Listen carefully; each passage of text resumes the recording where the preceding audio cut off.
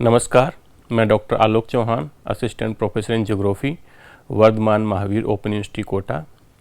प्यारे विद्यार्थियों, आज हम एमए प्रीवियस भूगोल के कोर्स एमए GE 02 भौतिक भूगोल के तहत क्लाइमेटोलॉजी के दो बिंदुओं पर चर्चा करेंगे। पहला है वायुमंडलीय दाब तथा पवनें, यानी कि एटमॉस्फेरिक प्रेशर एंड विंड्स, और दूसरा है ह्यूमिडिटी एंड प्रिसिपिटेशन, यानी कि आर्द्रता एवं वर्षा। इस व्याख्यान का उद्देश्य है कि जब आप इसको देखें और अपने SLM को पढ़ें तो आप कम से कम इन बिंदुओं के बारे में अपनी जानकारी बढ़ा पाएँ, इनका ज्ञान प्राप्त कर पाएँ, और परीक्षा में इनसे संबंधित कोई भी प्रश्न आता है तो उसका आप बहुत ही वैज्ञानिक एवं तकनीकी रूप से उत्तर प्रस्तुत कर सकें। तो इस इकाई में हम जानेंगे कि वायुदाब की परिभाषा क्या है, इसको कैसे मापा जाता है, कौन कौन सी विधियां हैं जिसे इसे मापते हैं, इसके मापन की इकाई क्या है, कौन से कारक हैं जो वायुदाब को प्रभावित करते हैं, वायुदाब का ऊर्ध्वाधर एवं क्षैतिज वितरण किस प्रकार होता है, वायुदाब पेटियां क्या होती हैं एवं ग्लोब पर इनका वितरण किस प्रकार है, पवनें किस प्रकार उत्पन्न होती हैं एवं उनको नियंत्रित करने वाले कारक कौन कौन से होते हैं। साथ ही हम इस व्याख्यान के माध्यम से जानेंगे कि वायुमंडलीय आर्द्रता है वो कितने प्रकार की होती है और उसके मापन की विधियां क्या क्या हैं। संघनन के विभिन्न रूप जैसे ओस, पाला, कोहरा, बादल आदि को पहचान पाएंगे और परिभाषित कर पाएंगे। इसी प्रकार इस इकाई और इस व्याख्यान के माध्यम से हम ग्लोब पर वर्षा किसका वितरण है, उसके प्रकार हैं, और साथ ही वर्षा के जो सिद्धांत हैं उनके बारे में जानकारी प्राप्त कर पाएंगे। प्यारे विद्यार्थियों, सबसे पहले हम बात करते हैं वायुदाब की। वायुदाब परोक्ष रूप से तापमान, वर्षा एवं पवन को प्रभावित करता है। पवन जो विंड्स हैं वो वायुदाब के अंतर से उत्पन्न होती हैं। वायु के घनत्व, तापमान और दबाव में गहरा संबंध होता है। जैसा कि आप जानते हैं कि पृथ्वी पे, ग्लोब पर जल ही जीवन है, इसलिए आर्द्रता के बिना हम पृथ्वी पर जीवन की कल्पना नहीं कर सकते हैं। और जो वर्षा है उसको पूरे विश्व पर या कहीं पूरे ग्लोब पर जो डिस्ट्रीब्यूट करने का काम है वो पवनें करती हैं। सबसे महत्वपूर्ण बिंदु है कि आप वायुमंडलीय दाब को परिभाषित कैसे करेंगे। संक्षेप में इसकी परिभाषा प्रस्तुत करें तो कहा जाता है कि धरातल या समुद्र तल पर प्रति वर्ग इकाई क्षेत्रफल पर उसके ऊपर स्थित वायुमंडल के स्तंभ, या स्तंभ से मतलब है कि सभी परतों के भार को वायुदाब कहते हैं। इसको बैरोमीटर नामक यंत्र से नापा जाता है और इसके नापने की इकाई है वो मिलीबार है। एक स्टैंडर्ड जो एटमॉस्फेरिक प्रेशर है, एवरेज एटमॉस्फेरिक प्रेशर है, औसत वायुदाब समुद्र तल पर 1013.25 मिलीबार होता है। ऊंचाई बढ़ने पर वायुदाब घटता है। अच्छा, यहाँ एक बहुत ही तकनीकी शब्द है आइसोबार्स। ये क्या है? ग्लोब पर खींची गई काल्पनिक रेखाएं हैं जो समान वायुदाब वाले स्थानों को मिलाने वाली रेखाएं हैं। इन्हें कहा जाता है समदाब रेखाएं। अब वायुदाब को परिभाषित करने के बाद हम उन कारकों पर चर्चा करते हैं जो वायुदाब को प्रभावित करते हैं। तो इनमें जो महत्वपूर्ण हैं वो हैं तापमान, ऊंचाई और पृथ्वी की घूर्णन गति, यानी कि temperature, altitude and the rotation of earth. जैसा कि आप देख रहे हैं कि जब ताप बढ़ता है तो हवा फैलती है, दाब कम होता है, और जो ठंडी हवा है वो सिकुड़ती है और दाब अधिक होता है। इसी प्रकार ऊंचाई पे बढ़ने पर वायुदाब घटता है और सागर तल पर वायुदाब सर्वाधिक होता है। इसी प्रकार पृथ्वी के घूर्णन की जो गतियां हैं वो अपकेंद्री बल से विक्षेपण होता है और वायुदाब पेटियों का निर्माण होता है। अब हम ग्लोब पर वायुदाब की जो पेटियां हैं उनका वितरण के बारे में जानेंगे। ग्लोब पर पृथ्वी पर चलने वाली समस्त हवाएं हैं, पवनें हैं, वर्षा है, और जितनी भी क्लाइमेटिक कंडीशंस हैं उनमें इन पवनों का प्रेशर बेल्ट का बहुत बड़ा योगदान होता है। अगर हम पृथ्वी पर आर्द्रता और वायुदाब का वितरण जानना चाहते हैं तो हमें सबसे पहले वायुदाब पेटियों के बारे में जानकारी होनी चाहिए। वायुदाब पेटियां मुख्य रूप से 4 प्रकार की होती हैं। सबसे महत्वपूर्ण है विषुवत-रेखीय निम्न वायुदाब पेटी, जिसे हम कहते हैं इक्वेटोरियल लो प्रेशर बेल्ट, जिसका विस्तार भूमध्य रेखा से दोनों ओर 10 डिग्री तक होता है। और यह ताप जनित वायुदाब पेटी होती है क्योंकि यहाँ गर्म हवा ऊपर उठती है और यहाँ बहुत शांत हवा प्रवाहित होती है, इसलिए इसे डोलड्रम या शांत कटिबंध भी कहते हैं। यह ताप जनित पेटी है। इसके बाद दूसरी पेटी है जिसको हम कहते हैं उपोष्ण उच्च दाब पेटी। आप यहाँ ध्यान दीजिए कि यह गति जनित है। पृथ्वी की जो रोटेशन है उसके कारण, हवाओं के विक्षेपण के कारण, अवतरण के कारण इस पेटी का निर्माण होता है, इसलिए इसको कहते हैं उपोष्ण उच्च दाब पेटी। यह 23.5 डिग्री से 35 डिग्री अक्षांशों के बीच पाई जाती है और विश्व के जितने भी शुष्क मरुस्थल हैं वो इसी वायुदाब पेटी में पाए जाते हैं। तीसरी वायुदाब पेटी है सब पोलर लो यानी उप ध्रुवीय निम्न दाब पेटी, जो कि 45 डिग्री से 66.5 डिग्री दोनों गोलार्धों में पाई जाती है। यहाँ उपोष्ण उच्च दाब से आई हवा और ध्रुवीय हवाएं मिलती हैं, जिसके कारण यह निम्न वायुदाब पेटी का जन्म होता है। चौथी वायुदाब पेटी है ध्रुवीय उच्च दाब पेटी, जिसे हम कहते हैं पोलर हाई। ये 66.5 डिग्री से 90 डिग्री उत्तरी अक्षांश एवं 90 डिग्री दक्षिणी अक्षांश तक स्थित होती है और यह ताप जनित वायु पेटी होती है, क्योंकि यहाँ बहुत ठंडी हवा होती है जो सिकुड़ती है, वर्ष भर ठंडी रहती है और ये वायुदाब पेटी हमेशा ध्रुवों पे उपस्थित रहती है, एग्जिस्ट करती है।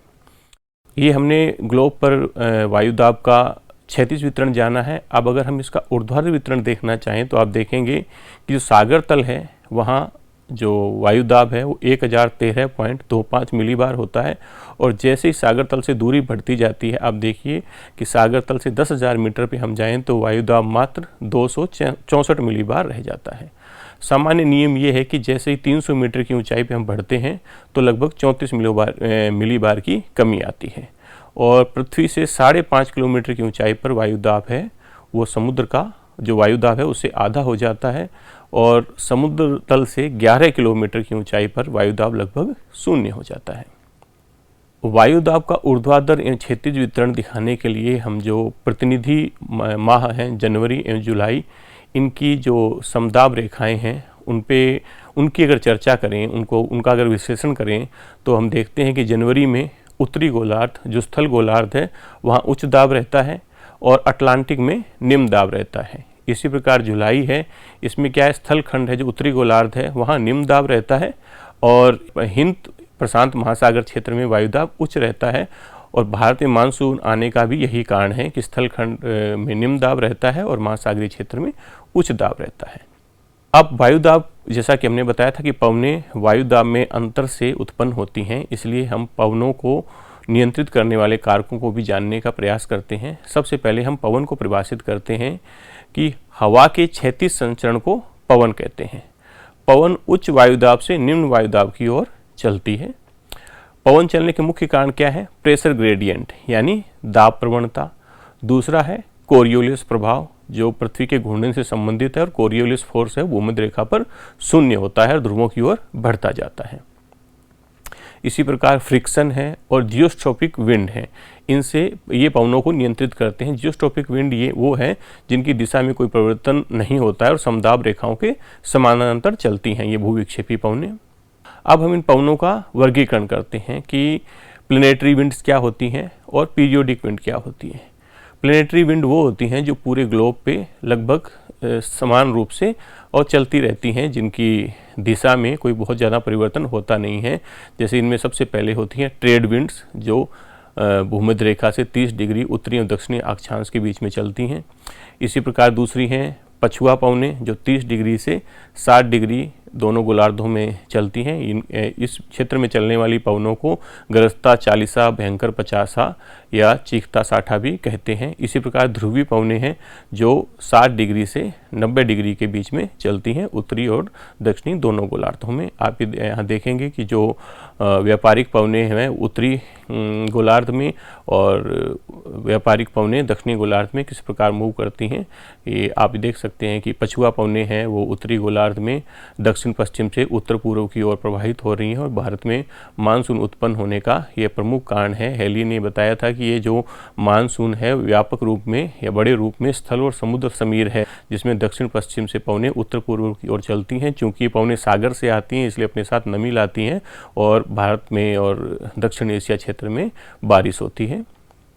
इसी प्रकार हम सामयिक पवनों की बात करें तो स्थल सागर समीर है, पर्वत घाटी समीर है, ये सामयिक पवनें हैं। अब स्थानीय पवनों की बात करें जो एक लिमिटेड ज्योग्राफिकल एरिया में विशेष भौगोलिक या जलवायु या मौसमी कारकों के कारण चलती हैं, वो लू है जो भारत पाकिस्तान में चलती है, वो गर्म हवा है, फोन चिनोक है, उत्तरी अमेरिका और यूरोप में चलती है, यह गर्म हवा होती है इसलिए इसको स्नो ईटर भी कहा जाता है। हरमट्टान है, इसे गिनी तट का डॉक्टर भी कहा जाता है, यह भी गर्म और शुष्क हवा होती है।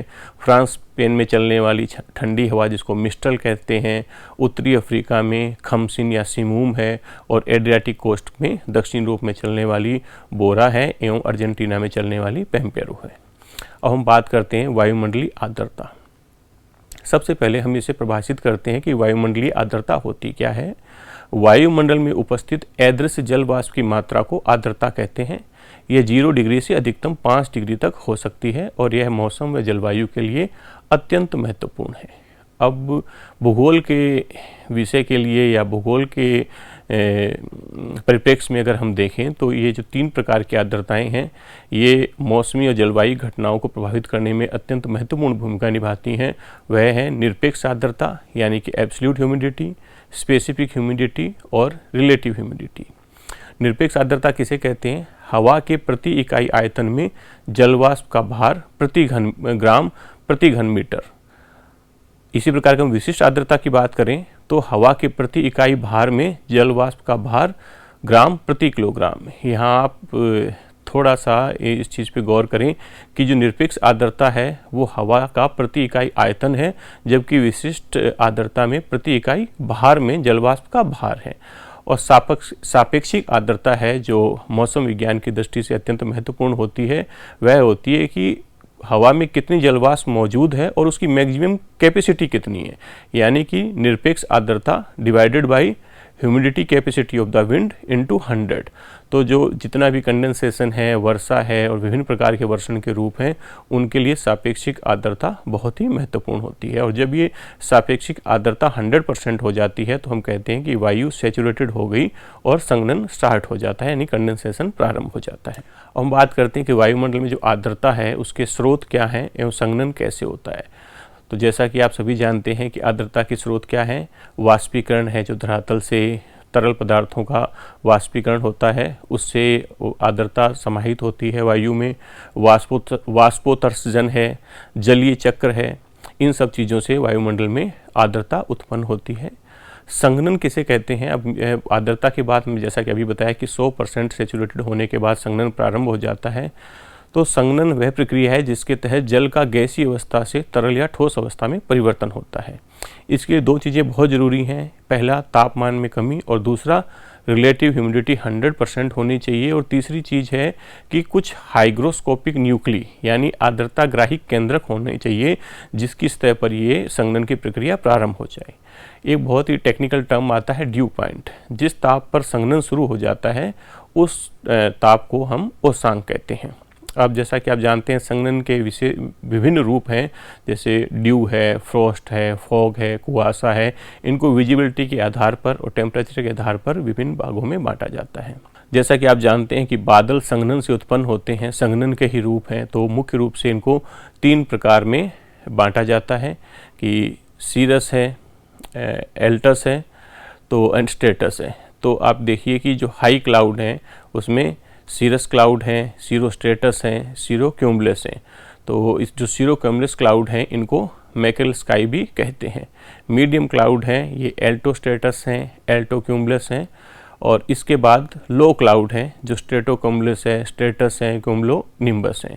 इनमें से जो क्यूमुलस क्लाउड हैं वो लंबे समय तक बारिश करते हैं, और जैसा कि तड़ित झंझा के समय क्यूमुलोनिम्बस जो बादल है उस वजह से काफ़ी देरी तक और बहुत तेज़ बारिश होती है। कुछ ऊर्ध्वाधर बादल भी होते हैं जैसे क्यूमुलस यानी कपासी मेघ। अब बादलों के बाद हम बात करते हैं वर्षा की।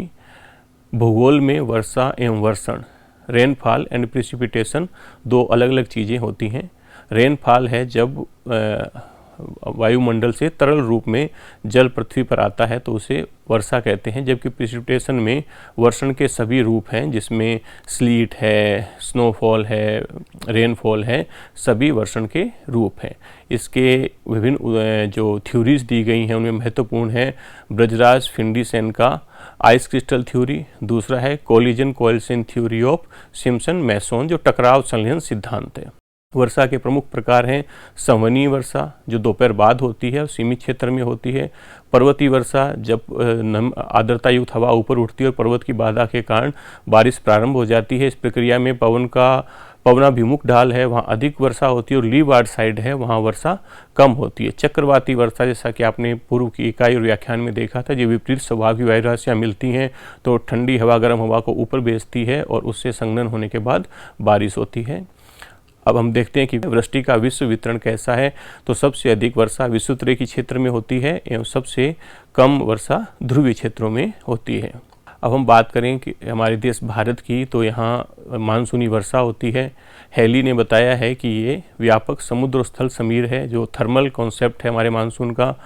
दूसरा है फ्लोन ने दिया है कि भूमंडलीय पवन तंत्र का रूपांतरण है। सूर्य के उत्तरायण दक्षिणायन जाने से वायुदाब पेटियों के खिसकने से भारतीय मानसून का जन्म होता है। और आधुनिक मत है वो कहता है कि जेट स्ट्रीम, बंगाल की खाड़ी पर स्थित न्यून दाब, तिब्बत का पठार और अल नीनो के संयुक्त प्रभाव से मानसून का जन्म होता है। और भारत की अधिकांश वर्षा दक्षिण पश्चिम मानसून जून से सितंबर के महीने में होती है। केवल तमिलनाडु का कोरोमंडल तट है जहाँ अक्टूबर दिसंबर में यानी कि उत्तरी पूर्वी मानसून के तहत बारिश होती है।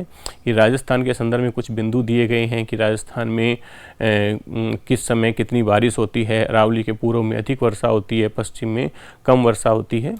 अब इस व्याख्यान के बाद हम अगर संक्षेप में बात करें तो हम जान सकते हैं कि वायु दाब क्या है, दाब पेटियाँ क्या है, आर्द्रता क्या है, बादलों के विभिन्न प्रकार कौन कौन से हैं, वर्षा किस प्रकार होती है। इस व्याख्यान के बाद और इस इकाई के अध्ययन के बाद मैं आपसे अपेक्षा करता हूं कि आप जो शॉर्ट और लॉन्ग आंसर आपको दिए गए हैं आप इनका उत्तर खोजेंगे और इनको बड़े ही तकनीकी और भूगोल के रूप से संतुलित रूप में लिखने का प्रयास करेंगे। ये कुछ महत्वपूर्ण शब्दावली है, चूँकि आपका SLM हिंदी में है तो ये इंग्लिश के टर्म आपके कुछ काम में आ सकते हैं। तो आप इनको देखिए कि जो आपको अभी मैंने व्याख्यान में बताया SLM में दिया है उसके समान रूप से अंग्रेजी वर्ड क्या है, समानार्थी इंग्लिश शब्द कौन कौन से हैं वो आप देख सकते हैं। धन्यवाद।